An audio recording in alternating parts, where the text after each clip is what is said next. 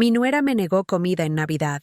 No contribuiste, entonces no comes, dijo frente a toda mi familia. Fui humillada donde más debería sentirme amada, y ella no sabía que yo había pagado la cena entera. Espera un momento antes de seguir adelante. Háganos saber desde qué parte del mundo estás mirando. Y si te encantan estas historias, no olvides suscribirte. El episodio de mañana será absolutamente alucinante. Estaba sentada en la mesa del comedor de mi hijo Carlos, rodeada de personas que se suponía me querían. El olor del pavo asándose en el horno había llenado la casa toda la tarde. Yo había llegado temprano, como siempre, con los regalos que había comprado con tanto cuidado. Para Carlos, una camisa que sabía que le gustaría. Para Valeria, mi nuera, un perfume caro que había visto que miraba en el centro comercial hace 2 meses. Para mis primos y tíos que también estaban invitados, pequeños detalles envueltos con papel brillante. La mesa estaba puesta de manera elegante. Valeria había usado la vajilla nueva, esa que yo nunca había visto antes. Platos blancos con bordes dorados, copas de cristal que brillaban bajo la luz del candelabro. Todo se veía perfecto, como las fotos de esas revistas de decoración que ella siempre estaba hojeando. Habían pasado ya 20 minutos desde que todos nos sentamos. Las conversaciones fluían a mi alrededor. Mi prima Estela hablaba sobre el viaje que había hecho a la playa. El tío Mauricio contaba chistes malos que hacían reír a todos de forma educada.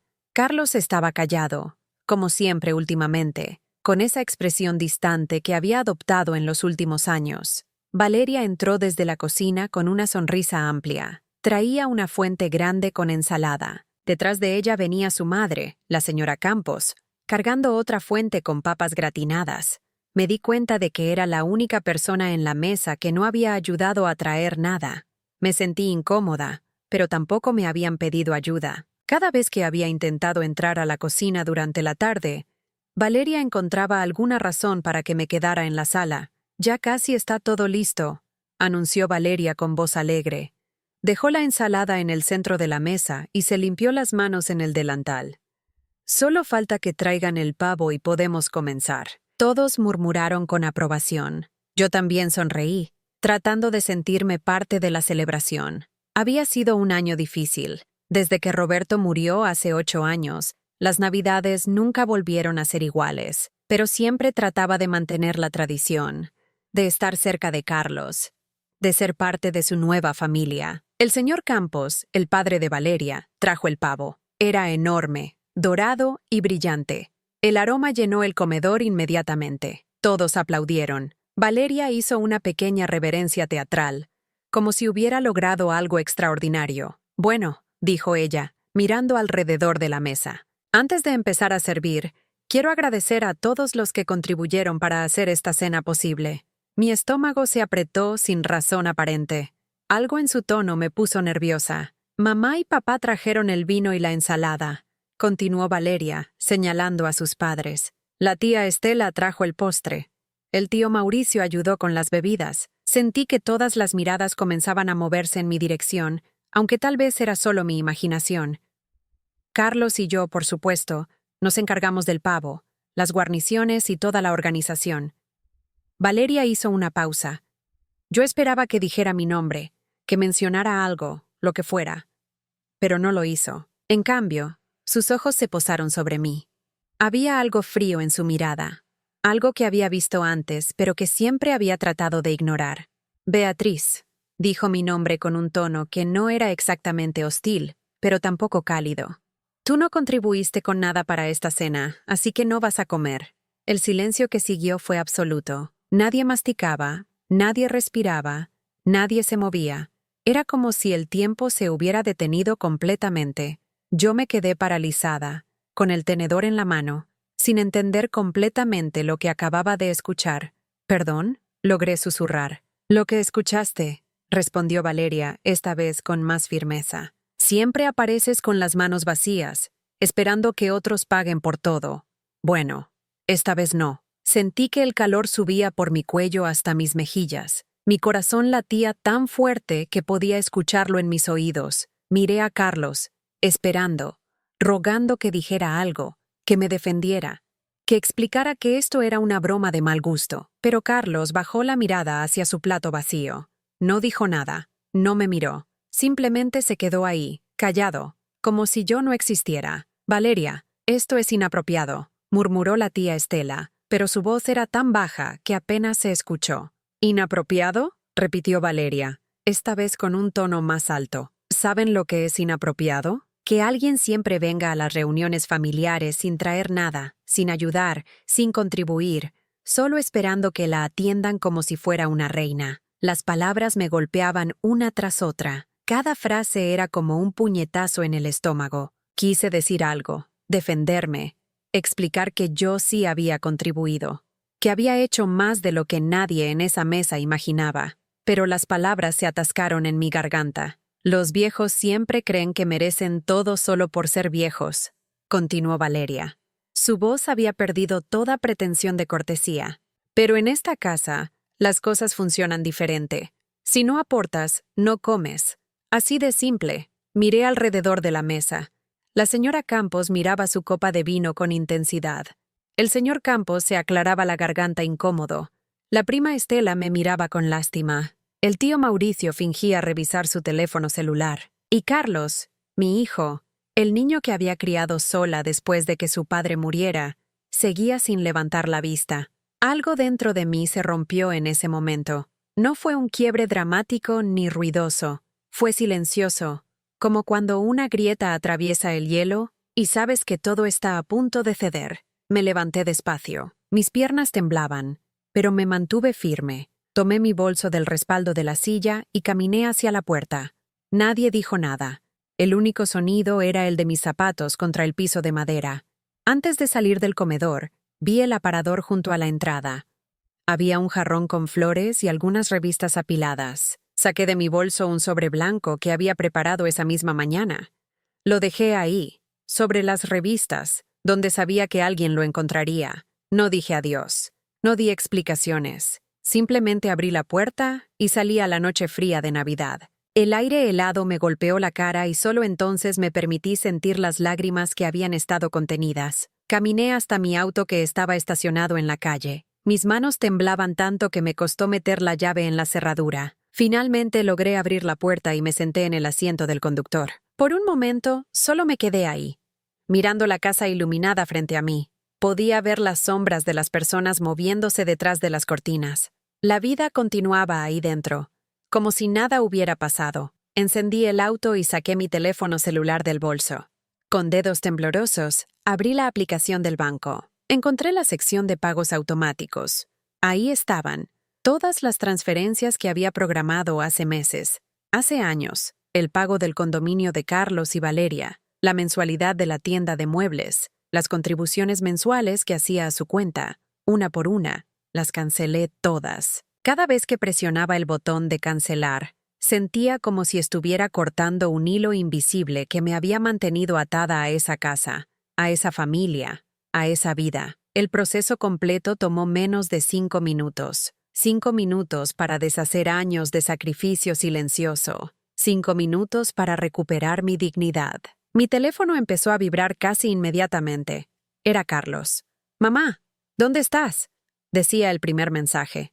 Luego otro. «Por favor, regresa». Y otro más. «Necesitamos hablar». Apagué el teléfono sin responder. Puse el auto en marcha y me alejé de esa calle, de esa casa, de esas personas que alguna vez pensé que eran mi familia. Mientras conducía por las calles decoradas con luces navideñas, una sola palabra resonaba en mi mente con una claridad cristalina. Nunca más. Nunca más me permitiría ser invisible. Nunca más me tragaría las humillaciones en silencio. Nunca más sacrificaría mi paz por personas que no valoraban lo que hacía por ellas. La nieve comenzó a caer suavemente sobre el parabrisas. Encendí los limpiaparabrisas y seguí conduciendo hacia mi casa. Por primera vez en años, iba a pasar la Navidad completamente sola, y por primera vez en años, eso no me asustaba, porque había algo peor que la soledad.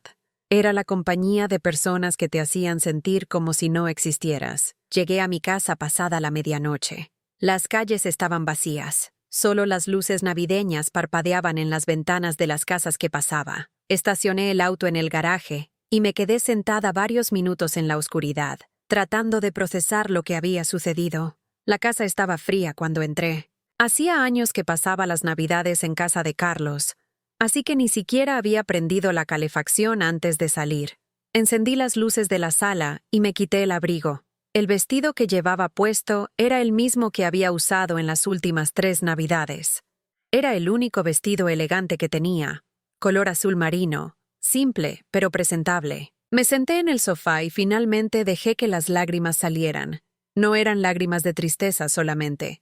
Había rabia ahí, rabia contra Valeria por humillarme, rabia contra Carlos por su silencio cobarde, pero sobre todo, rabia contra mí misma por haber permitido que llegáramos a este punto. ¿Cómo había sucedido? ¿En qué momento me había convertido en alguien tan invisible para mi propio hijo? La respuesta estaba clara. Había comenzado hace 8 años, cuando Roberto murió. Mi esposo había sido mi compañero durante 32 años. Murió de un infarto masivo una tarde de octubre mientras trabajaba en el jardín. Tenía solo 60 años. Un día estaba ahí, planeando nuestro próximo viaje, y al siguiente ya no estaba. El mundo se detuvo para mí ese día. Carlos tenía 32 años cuando perdió a su padre. Él y Roberto habían sido muy unidos. Después del funeral, Carlos venía a casa todos los días. Nos sentábamos juntos en la sala, a veces en silencio, a veces recordando historias de Roberto. Fueron meses difíciles, pero los enfrentamos juntos. Yo había trabajado como secretaria administrativa durante 35 años en una empresa de contabilidad. Roberto había sido ingeniero civil. Juntos habíamos construido una vida modesta pero cómoda. Teníamos nuestra casa pagada, algunos ahorros, y Roberto había dejado un seguro de vida razonable. No era una fortuna, pero era suficiente para que yo pudiera jubilarme tranquila. Durante los 2 primeros años después de la muerte de Roberto, Carlos y yo mantuvimos una relación cercana. Él venía a almorzar los domingos sin falta. Me llamaba todas las noches antes de dormir. Íbamos juntos al cementerio los días festivos. Entonces apareció Valeria hace 5 años. Carlos la conoció en una conferencia de trabajo. Ella trabajaba en marketing de una empresa grande. Era ambiciosa, segura de sí misma, siempre vestida con ropa cara. Venía de una familia acomodada del norte de la ciudad. O al menos eso decía siempre. El noviazgo fue rápido. 8 meses después de conocerse, Carlos me anunció que se casarían. Yo traté de alegrarme por él, pero desde el primer momento en que conocí a Valeria, algo no me gustó. No era nada concreto, solo una sensación. La forma en que me miraba cuando pensaba que yo no estaba observando, el tono que usaba cuando hablaba conmigo, siempre cortés en la superficie pero con algo afilado debajo. Pero me callé. Carlos estaba enamorado y yo no quería ser la típica suegra entrometida. La boda fue grande y costosa. Valeria insistió en hacerla en un salón elegante con vista al río. Quería flores importadas, un fotógrafo profesional que cobraba una fortuna, un menú de 5 tiempos. «Mamá», me había dicho Carlos una tarde, sentado en mi cocina con la cabeza entre las manos. «No sé cómo vamos a pagar todo esto». Yo había mirado a mi hijo, vi la angustia en sus ojos y hice lo que había hecho toda mi vida. Traté de solucionar su problema. Saqué dinero de mi fondo de retiro, pagué las penalidades por retiro anticipado y le di a Carlos lo que necesitaba para la boda. Era casi la mitad de mis ahorros. «Te lo voy a devolver, mamá», me prometió, «en cuanto reciba el bono de fin de año». El bono nunca llegó. O si llegó, nunca vi ese dinero. Después de la boda, las cosas cambiaron rápidamente. Los almuerzos de los domingos comenzaron a cancelarse. Las llamadas nocturnas se volvieron semanales, luego mensuales, luego casi inexistentes. 2 años después de la boda, Carlos vino a verme con otra petición. «Mamá, encontramos la casa perfecta», me dijo con entusiasmo. «El problema es que el banco no nos aprueba el monto completo. Nos falta para el enganche». La cantidad que Carlos mencionó era casi todo lo que me quedaba del seguro de vida de Roberto. 150,000 pesos. Era mi red de seguridad para la vejez. «Es una inversión, mamá», dijo Carlos. «Cuando vendamos la casa en unos años, te devolveremos todo con intereses». Transferí el dinero al día siguiente. Se mudaron a la casa 3 meses después. Era hermosa. Me invitaron solo 2 veces en el primer año. Luego llegaron los muebles. Valeria decidió que necesitaban muebles nuevos. 45,000 pesos más de mi cuenta. 6 meses después, Carlos perdió su trabajo. Vino a mi casa más pálido de lo que lo había visto en años. No sé cómo vamos a pagar la hipoteca, me dijo. Carlos, yo no puedo pagar tu hipoteca, respondí.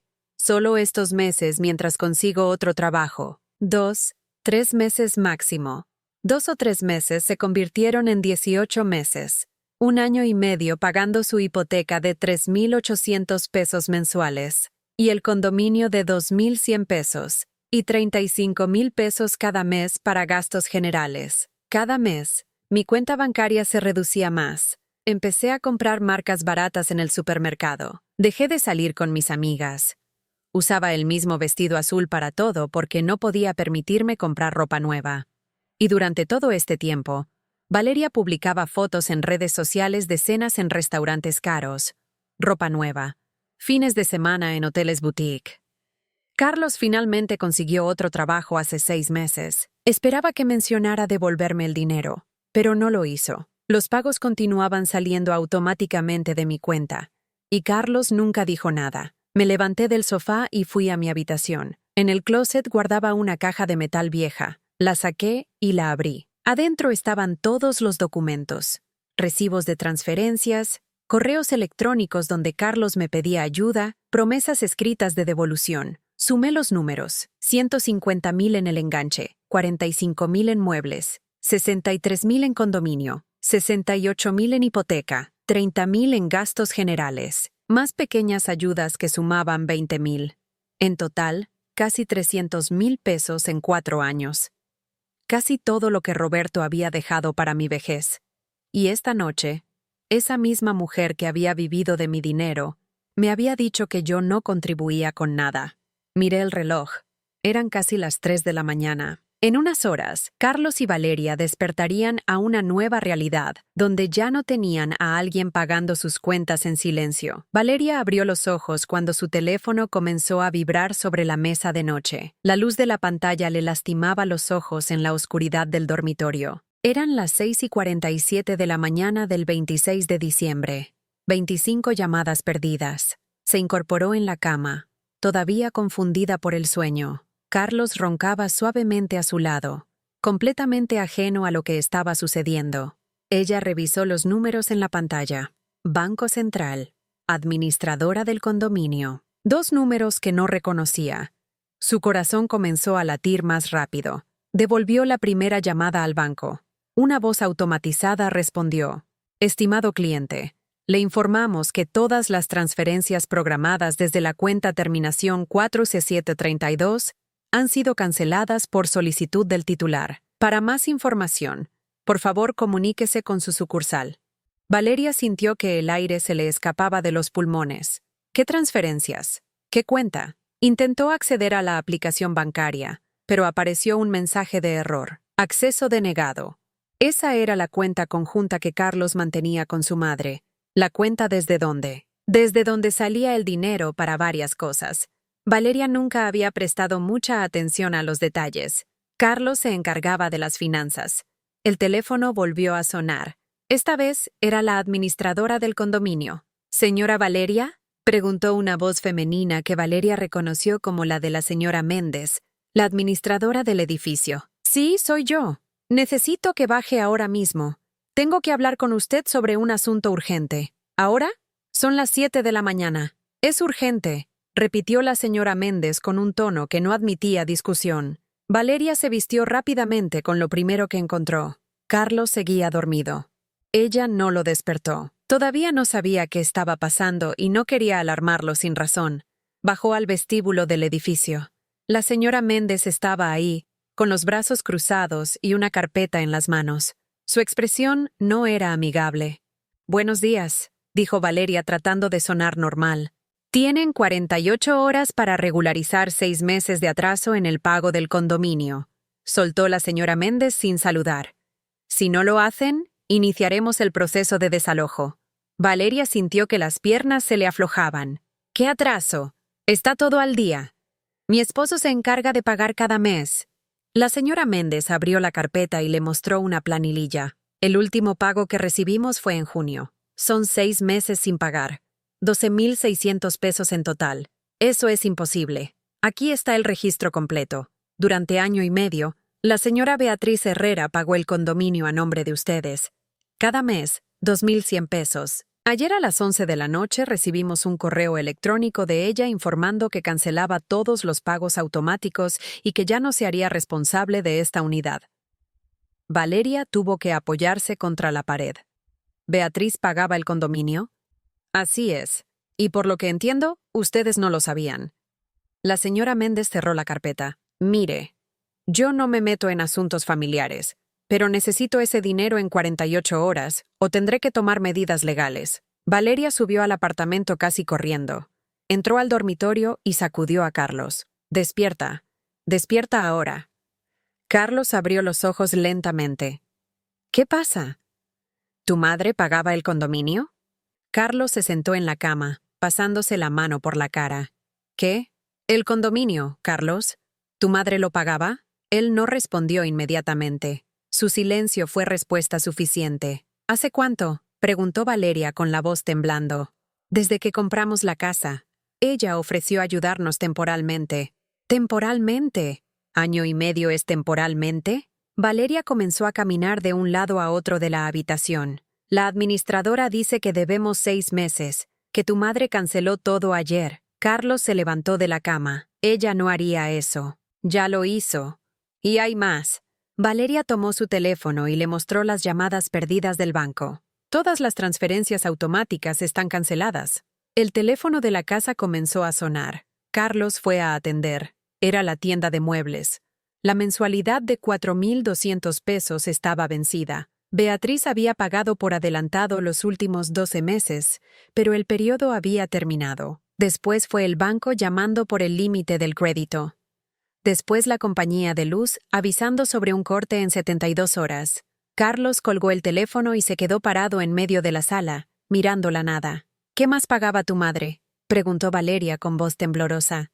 Necesito buscar algo. Carlos fue a su oficina y comenzó a revisar papeles en su escritorio. Finalmente, encontró un sobre que Valeria nunca había visto. Dentro había una carta manuscrita y varios documentos. Carlos leyó en voz alta con las manos temblando. Querido Carlos, si estás leyendo esto, es porque finalmente decidí dejar de ser invisible. Durante 4 años he sacrificado mi tranquilidad financiera por ustedes. 150,000 pesos para el enganche de la casa, 45,000 para los muebles, 63,000 en pagos de condominio, 68,000 en pagos de hipoteca cuando perdiste tu trabajo, 30,000 en ayudas mensuales para gastos. En total, 286,000 pesos. Pagué incluso el pavo de esta cena de Navidad donde me dijeron que yo no contribuía con nada. Qué irónico. Espero que disfruten la comida que yo compré. Mamá. El papel cayó de las manos de Carlos al suelo. Valeria se dejó caer en el sofá. 286,000 pesos. Yo no sabía que era tanto, murmuró Carlos. ¿No sabías o no querías saber? La voz de Valeria sonaba histérica ahora. Dios mío, Carlos. Yo creía que vivíamos bien porque tú ganabas bien. Creía que podíamos permitirnos todo esto. Yo también creía que podríamos. Pero no podíamos. Era tu madre quien nos sostenía. Valeria se agarró la cabeza con las manos. Yo la traté como basura. Le dije que era una vieja inútil. Y ella estaba pagando por todo. Carlos se arrodilló junto al sofá donde había caído la carta. La recogió y siguió leyendo los documentos adjuntos. Eran copias de todas las transferencias bancarias. Cada depósito meticulosamente registrado con fecha y monto. Ella lo documentó todo, dijo Carlos con voz hueca. Alguien tocó la puerta con fuerza. Carlos abrió. Era la señora Méndez otra vez, pero esta vez traía a un hombre en traje. Este es el abogado del condominio, anunció. Vino a entregarles la notificación formal. El hombre entregó un sobre a Carlos. Tienen 48 horas para pagar o iniciaremos proceso legal de desalojo. Cuando se fueron, Carlos cerró la puerta y se deslizó hasta quedar sentado en el suelo con la espalda contra la pared. ¿Cuánto dinero tenemos en la cuenta?, preguntó Valeria.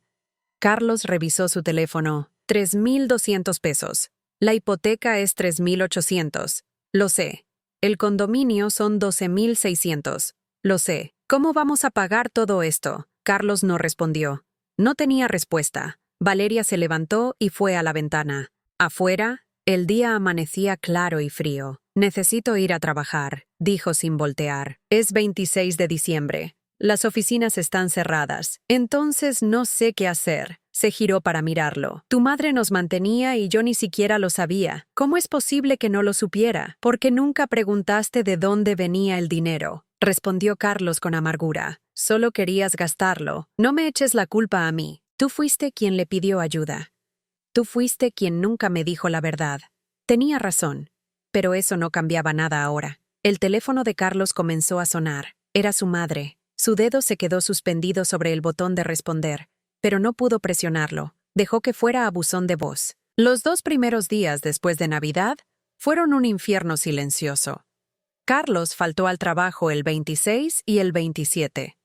Se pasó esas 48 horas intentando contactar a su madre. Llamadas que iban directo al buzón de voz. Mensajes de WhatsApp que quedaban en una sola palomita. Correos electrónicos sin respuesta. El 28 por la tarde, desesperado, Carlos manejó hasta la casa de Beatriz. El portón estaba cerrado con llave.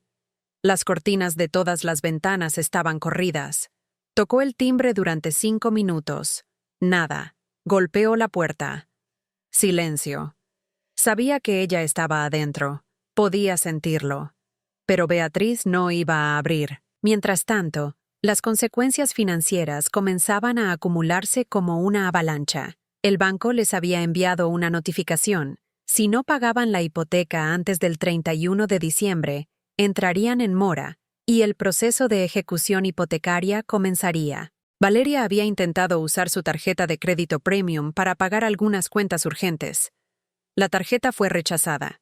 Cuando llamó al banco, le informaron que esa tarjeta estaba vinculada a la cuenta de Beatriz como garantía. La cuenta había sido cerrada. La tarjeta, cancelada. Y había una factura pendiente de 15,000 pesos. ¿Cómo es posible que yo no supiera esto?, le gritó Valeria a Carlos esa noche. ¿Cómo es que mi tarjeta estaba vinculada a la cuenta de tu madre? Cuando solicitamos las tarjetas hace 2 años, necesitábamos un aval. Mamá ofreció su cuenta. Por supuesto que lo hizo. Valeria se sentó en el sofá y se cubrió la cara con las manos. El teléfono de Carlos sonó. Era su tía Mariana, la hermana de Roberto, que había estado en la cena de Navidad. Carlos, dijo su tía con una voz fría que nunca le había escuchado antes. Acabo de ver a tu madre en el supermercado. Me contó lo que pasó. Carlos cerró los ojos. Tía, yo puedo explicar. ¿Explicar qué? ¿Que te quedaste callado mientras tu esposa humillaba a tu madre? ¿Que has estado viviendo del dinero de Beatriz sin que yo lo supiera? Tu padre estaría avergonzado de ti. La llamada terminó abruptamente. Carlos se quedó mirando el teléfono en su mano. 20 minutos después, su prima Leticia publicó algo en Facebook. Qué triste cuando los hijos olvidan todo lo que sus padres hicieron por ellos. El dinero no lo es todo, pero el respeto sí. No mencionaba nombres, pero todos los que habían estado en esa cena sabían exactamente de qué hablaba. Los comentarios comenzaron a llegar, personas que conocían a la familia, que conocían a Beatriz, expresando su indignación. Carlos cerró la aplicación, pero el daño ya estaba hecho. Esa noche, Carlos y Valeria tuvieron su peor pelea hasta la fecha. Tú nunca me dijiste que dependíamos tanto de ella, gritó Valeria. Tú nunca quisiste saber de dónde venía el dinero, respondió Carlos con la misma intensidad. Solo querías gastar. Los muebles caros, las cenas en restaurantes, la ropa de marca. Nunca preguntaste si podíamos permitírnoslo. Porque confiaba en que tú, como el hombre de esta casa, sabías administrar nuestras finanzas. Y yo confiaba en que tú tratarías a mi madre con respeto básico. Pero no, tenías que hacerla sentir como basura cada vez que venía. Valeria se quedó callada por un momento. Cuando habló otra vez, su voz era más baja pero igual de intensa. ¿Sabes cuántas veces le dije a tu madre que no podíamos almorzar con ella? ¿Cuántas excusas inventé para que no viniera a visitarnos? No quiero saberlo. 19 veces el año pasado. Ella escribía correos pidiendo vernos y yo respondía desde tu cuenta diciendo que estábamos ocupados. Valeria se sentó en el borde de la cama. Yo tenía tu contraseña. Tú ni siquiera sabías que ella estaba pidiendo vernos porque yo borraba sus mensajes. Carlos sintió que algo se rompía dentro de su pecho. ¿Por qué harías eso? Porque quería tenerte solo para mí. Porque estaba celosa de la relación que tenías con ella. Porque cada vez que hablabas de tu madre, yo sentía que no era suficiente para ti. Fue la primera vez que Valeria admitía algo así. Pero la honestidad llegaba demasiado tarde. Arruinaste mi relación con mi madre, dijo Carlos con voz temblorosa. Y yo te dejé hacerlo. Mientras esto sucedía, Beatriz estaba en su casa, no escondida, sino ocupada. Había organizado todos sus documentos financieros en carpetas ordenadas. Cada recibo, cada transferencia, cada promesa incumplida de Carlos, todo estaba ahí. Había llamado a amigas que había descuidado durante años. Marta, su compañera de la oficina cuando trabajaba.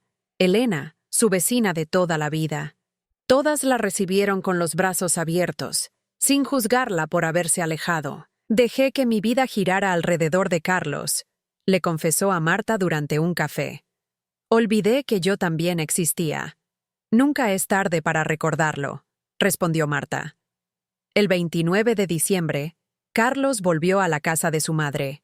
Esta vez tocó el timbre y gritó desde el portón: «Mamá, por favor, solo déjame explicar». La ventana del segundo piso se abrió. Beatriz asomó la cabeza. Estaba peinada, vestida con ropa cómoda. Se veía tranquila. «No hay nada que explicar, Carlos». «Sí hay. Yo no sabía que Valeria te trataba así. No sabía que interceptaba tus mensajes. Pero sabías que yo estaba pagando sus cuentas. Sabías que yo me estaba quedando sin ahorros. Y nunca dijiste nada». Carlos no pudo rebatir eso porque era verdad. «Necesito tiempo», dijo Beatriz. «Respeta eso». Cerró la ventana antes de que Carlos pudiera responder. Esa noche, Carlos hizo algo que no había hecho en años. Abrió el álbum de fotos familiares que guardaba en el estudio. Fotos de cuando era niño, de su padre, de su madre siempre sonriendo en segundo plano. Había una foto de su graduación universitaria. Beatriz estaba parada junto a él, usando ese mismo vestido azul marino que usaba en todas las ocasiones importantes. En ese momento, Carlos no había notado que era el mismo vestido. Ahora lo veía claramente. Mientras Valeria gastaba en ropa nueva cada mes, su madre usaba el mismo vestido una y otra vez porque estaba pagando las cuentas de ellos. Encontró otra foto, esta vez de las últimas Navidades. Beatriz estaba en una esquina de la imagen, casi cortada del encuadre. Valeria había tomado esa foto. Valeria siempre era quien tomaba las fotos familiares y siempre, su madre quedaba en la orilla, fácil de recortar después. Carlos cerró el álbum y apoyó la cabeza entre las manos. El 30 de diciembre llegó una carta certificada. Carlos la abrió con manos temblorosas.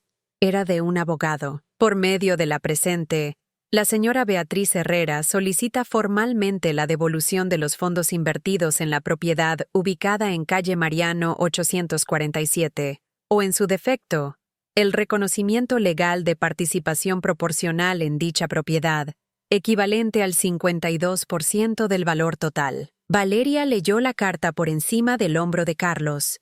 «Nos está demandando». «No», corrigió Carlos. «Está ejerciendo su derecho legal. Ella invirtió más de la mitad del valor de esta casa». La carta continuaba. «Los señores tienen 15 días hábiles para responder a esta solicitud. De no llegarse a un acuerdo, se procederá con las acciones legales correspondientes». «¿Qué vamos a hacer?», preguntó Valeria. Carlos miró alrededor de la casa que habían creído suya, los muebles caros que su madre había pagado, las paredes que ella había ayudado a levantar con su dinero, el techo sobre sus cabezas que existía gracias a su sacrificio. «Vamos a hacer lo que debimos hacer desde el principio», dijo finalmente.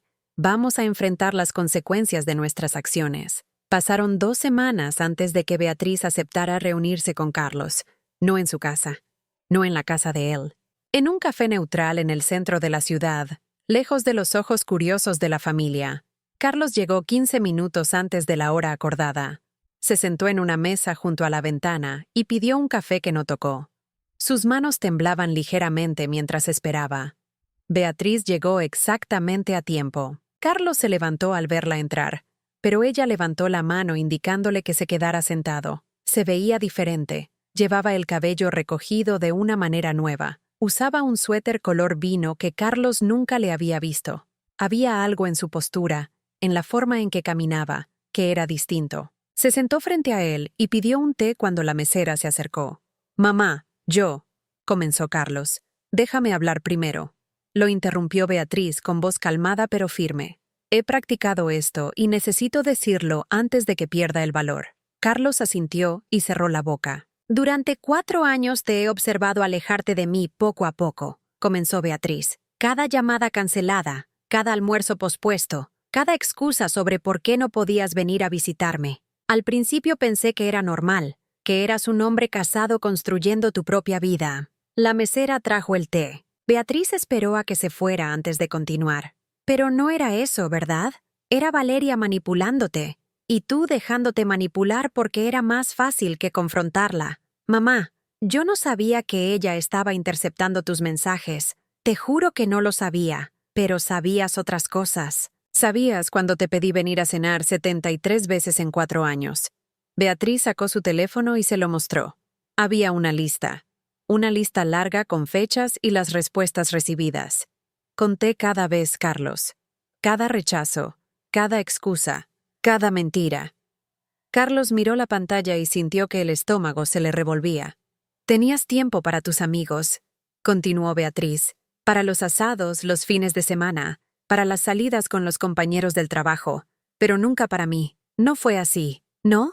Beatriz guardó el teléfono. «El año pasado fuiste a la playa 3 veces, al cine incontables veces, a restaurantes casi cada semana según las fotos de Valeria en redes sociales. Pero venir a ver a tu madre una vez al mes era demasiado pedir». Carlos no tenía defensa contra la verdad. Y todo ese tiempo, la voz de Beatriz se quebró ligeramente, pero se recompuso rápido. «Yo estaba pagando para que tuvieras esa vida cómoda que no podías sostener por ti mismo. Lo siento», susurró Carlos. «Mamá, lo siento tanto. No quiero disculpas vacías. Quiero que entiendas algo». Beatriz se inclinó hacia adelante. «El dinero no es lo que más me duele. Es el respeto. Me trataron como si fuera invisible, como si no importara, como si mi único valor fuera abrir mi cartera cada vez que necesitaban algo». La puerta del café se abrió. Valeria entró. Carlos se sorprendió al verla. «¿Qué haces aquí?», preguntó. «Te seguí», admitió Valeria. «Sabía que venías a hablar con Beatriz». Beatriz no se movió de su asiento. «No recuerdo haberte invitado a esta conversación. Necesito hablar contigo», dijo Valeria acercándose a la mesa. «Por favor, ¿ahora quieres hablar? ¿Después de años de tratarme como basura?» Valeria se sentó en una silla que tomó de otra mesa sin esperar permiso. «Sé que te traté mal. Lo sé. Y no tengo excusa para eso». «No, no la tienes. Pero no sabía que estabas pagando todo. Carlos nunca me lo dijo con claridad. Yo pensaba que vivíamos bien porque él ganaba bien». Beatriz rió sin humor. «¿De verdad esperas que te crea eso? Tú que revisas cada gasto, que planeas cada compra, ¿nunca te preguntaste de dónde salía el dinero?» Valeria bajó la mirada. No quería saber. Exacto. No quería saber porque era más conveniente así. Beatriz tomó un sorbo de su té. «Podías seguir gastando sin culpa si no sabías que era mi dinero el que estabas gastando». «Ah, tienes razón», admitió Valeria con voz pequeña. «En todo». Carlos observaba el intercambio en silencio. Esta era la primera vez que veía a su esposa sin su máscara de confianza y control. «He estado yendo a terapia», dijo Valeria de repente. «Desde que pasó todo esto. La terapeuta dice que tengo problemas de control, que tenía miedo de que Carlos te eligiera a ti sobre mí. Entonces me hiciste invisible para que no tuviera que elegir». «Sí». Una lágrima rodó por la mejilla de Valeria. «Y fue cruel, y estuvo mal, y lo siento». Beatriz puso su taza de té sobre la mesa con cuidado. «Consulté con un abogado. Puedo recuperar gran parte del dinero que invertí en su casa. Tengo toda la documentación necesaria». Carlos sintió que el pánico subía por su garganta. «Mamá, por favor». «Pero un proceso legal tomaría años», continuó Beatriz, «y desgastaría a todos. Así que tengo una propuesta». «Lo que sea», dijo Carlos inmediatamente. Haremos lo que sea. Primero, venden la casa. Pagan lo que me deben de la venta. Carlos asintió. Ya habían hablado de eso con Valeria. Era inevitable. Segundo, compran algo que puedan pagar con sus propios salarios. Sin ayuda mía. De acuerdo. Tercero, Beatriz hizo una pausa. No quiero contacto con ninguno de ustedes durante 6 meses. El silencio que siguió fue pesado. ¿6 meses? Repitió Carlos, sintiendo que el mundo se le caía encima. Necesito ese tiempo para decidir si quiero que formen parte de mi vida. Y si decido que sí, será bajo mis condiciones. Visitas programadas, respeto mutuo, límites claros, o ningún contacto en absoluto. Mamá, por favor, no puedes. Sí puedo, y lo haré. Beatriz se puso de pie. Tienen 30 días para responder a la propuesta formal que mi abogado les enviará. Después de eso, si no hay acuerdo, procederé legalmente. Valeria también se levantó. Beatriz, yo sé que no tengo derecho a pedir nada, pero ¿hay alguna forma de que pueda compensarte? Beatriz la miró directamente a los ojos. ¿Quieres compensarme? Conviértete en alguien que merezca a mi hijo, porque la mujer que humilló a una anciana en Navidad no lo merece. Dejó dinero sobre la mesa para pagar su té y caminó hacia la puerta. Carlos se levantó de un salto. ¿Y después de los 6 meses? ¿Me vas a perdonar? Beatriz se detuvo en la puerta sin voltear. No sé si alguna vez podré perdonarte completamente, Carlos, pero tal vez pueda aprender a respetarte de nuevo, si tú aprendes a respetarme primero. Salió del café dejando a Carlos y Valeria sentados en medio del silencio incómodo. La perdimos, susurró Valeria. Todavía no, respondió Carlos, aunque no estaba seguro de creerlo. Pero casi. Esa noche, de vuelta en la casa que pronto dejarían, Carlos encontró más correos electrónicos viejos de su madre, invitaciones a cenar que Valeria había rechazado en su nombre. Mensajes preguntando cómo estaba, si necesitaba algo, si podían verse pronto. Todos respondidos con variaciones de «estamos muy ocupados» o «quizás otro día». Y su madre nunca había insistido, nunca había hecho un escándalo. Simplemente había aceptado el rechazo una y otra vez, mientras seguía pagando sus cuentas en silencio. Carlos llamó a una inmobiliaria esa misma noche. Era hora de enfrentar la realidad. La casa se pondría en venta la semana siguiente. 2 semanas después, ya tenían 3 ofertas. Ninguna por el precio que esperaban, pero suficiente para pagar lo que le debían a Beatriz y salir sin deudas. El día que firmaron la venta, Carlos sintió un peso extraño. Estaban perdiendo la casa, pero también estaban perdiendo la ilusión de una vida que nunca había sido realmente suya. Encontraron un apartamento pequeño en un barrio modesto, 2 habitaciones, un baño, cocina básica. Era todo lo que podían pagar con sus salarios. La primera noche que durmieron ahí, en colchones en el suelo porque no podían permitirse muebles todavía, Valeria lloró. «Nunca pensé que terminaríamos así», dijo. «Yo tampoco», admitió Carlos. «Pero tal vez necesitábamos esto. Necesitábamos tocar fondo para darnos cuenta de lo que habíamos perdido». 3 meses después del incidente de Navidad, Carlos recibió un mensaje de su madre. Solo una línea. «Recibí el pago. Gracias». Era la primera comunicación directa desde el café. Carlos escribió y borró 10 respuestas diferentes antes de finalmente enviar. «Te extraño, mamá». La respuesta llegó 2 horas después. «Yo también, pero aún necesito tiempo». Carlos guardó el teléfono y por primera vez en meses, sintió algo parecido a la esperanza. 1 año después, Navidad otra vez. Beatriz se despertó temprano en su apartamento. Era más pequeño que la casa donde había vivido con Roberto, pero era completamente suyo. Lo había comprado con el dinero que Carlos y Valeria le devolvieron de la venta de su casa. 2 habitaciones, un balcón pequeño con vista a un parque, paredes que ella misma había pintado de colores cálidos. No había árbol de Navidad grande este año, solo un arreglo pequeño en la mesa del comedor con algunas luces. No había pavo en el horno ni mesa puesta para muchas personas. Solo ella, una taza de café y la vista de la ciudad despertando. Se sentó en el balcón envuelta en una manta. El aire estaba frío, pero no le molestaba. Había una paz en la soledad que había aprendido a apreciar durante estos 12 meses. Los primeros 6 meses después del confronto en el café habían sido los más difíciles.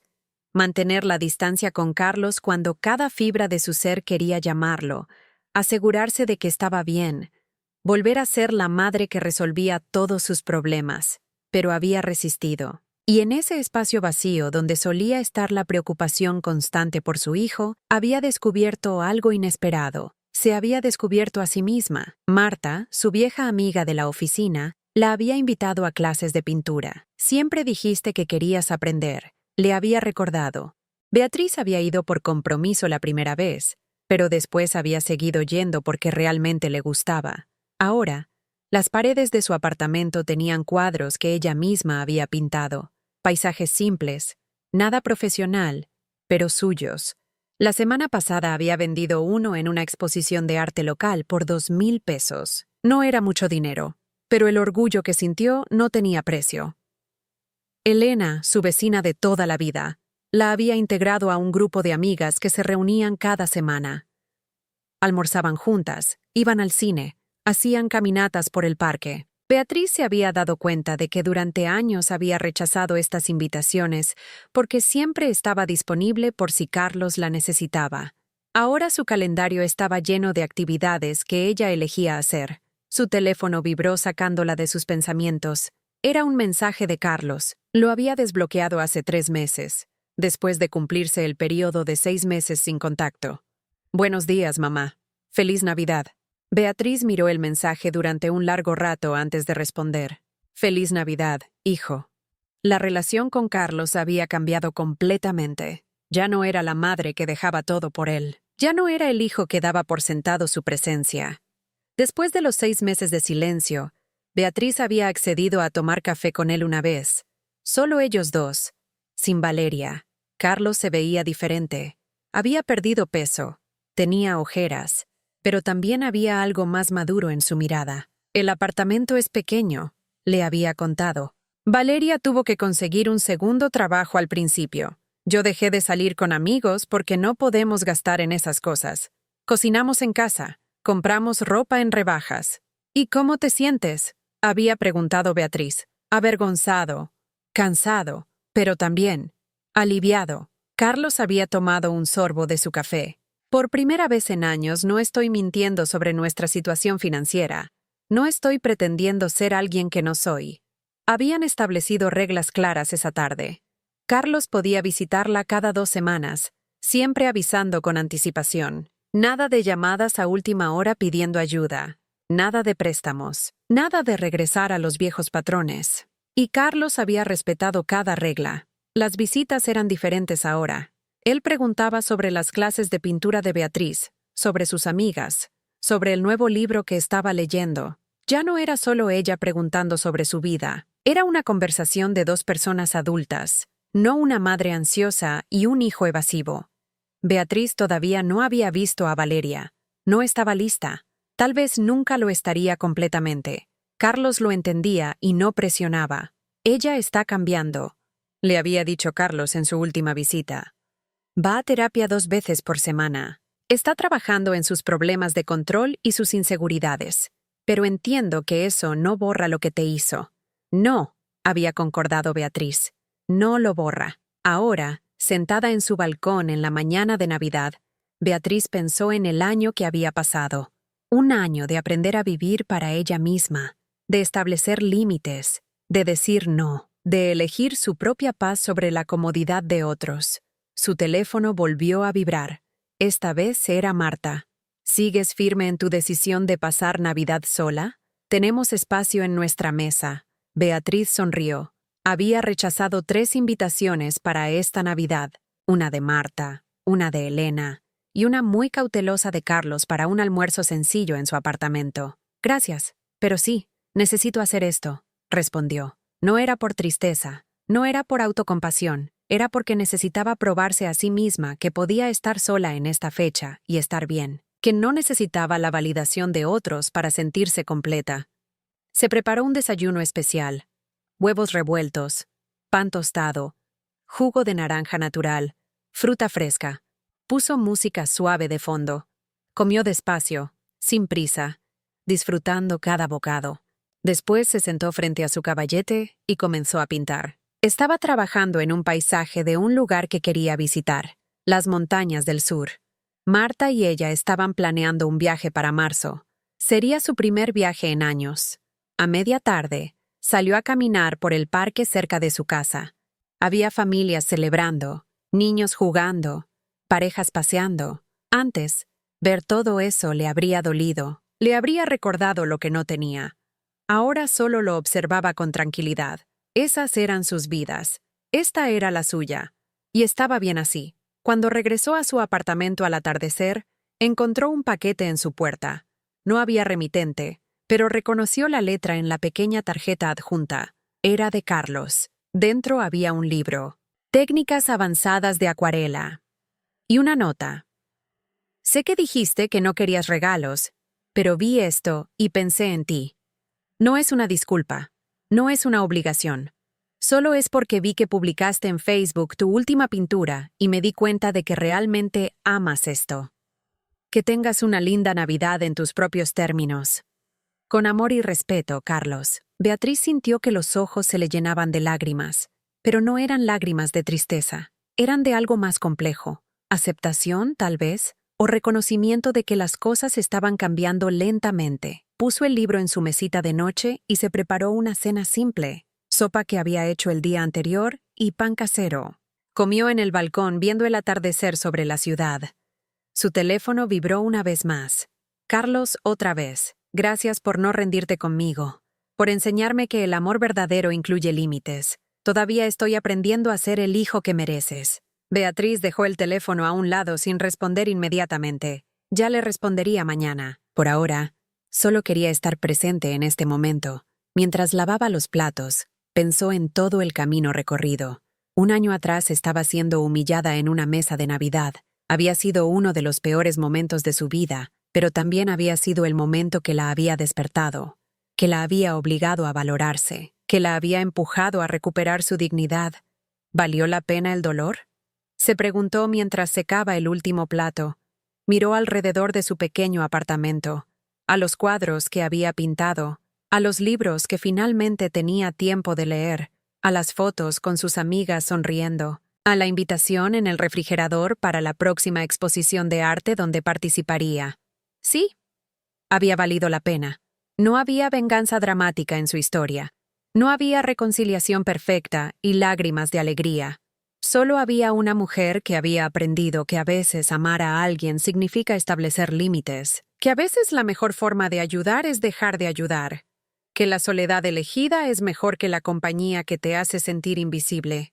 Se preparó un té y se sentó en el sofá con el libro que Carlos le había regalado. Lo abrió en la primera página. Mañana practicaría alguna de las técnicas. Mañana tal vez le respondería a Carlos algo más que un simple «gracias». Pero hoy, en esta Navidad que pasaba completamente sola, Beatriz se sentía más acompañada que nunca, porque finalmente se tenía a sí misma, y eso era suficiente. Cuando se fue a dormir esa noche, no sintió el peso familiar de la preocupación o la tristeza.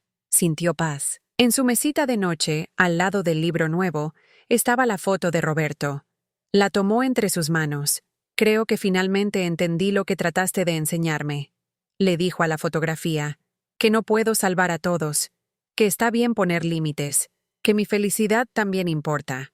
Guardó la foto y apagó la luz. Y, al día siguiente, respondió el mensaje de Carlos. El libro es hermoso. Gracias por respetar mi decisión de pasar el día sola. Significa más de lo que crees. Carlos respondió casi inmediatamente. ¿Podemos vernos para café la próxima semana? Sin presiones. Solo si tú quieres. Beatriz miró el mensaje y sonrió. Sí, el martes por la tarde me viene bien. No era un final perfecto. No era la familia reunida en una mesa armoniosa. Pero era real, era honesto. Era un comienzo construido sobre respeto mutuo en lugar de obligación. Y para Beatriz, eso era más valioso que cualquier cena de Navidad. Había perdido la ilusión de la familia perfecta que una vez creyó tener. Pero había ganado algo mucho más importante. Se había ganado a sí misma de vuelta. Y eso, pensó mientras miraba por la ventana hacia el nuevo año que se acercaba. Era el mejor regalo que podía haberse dado.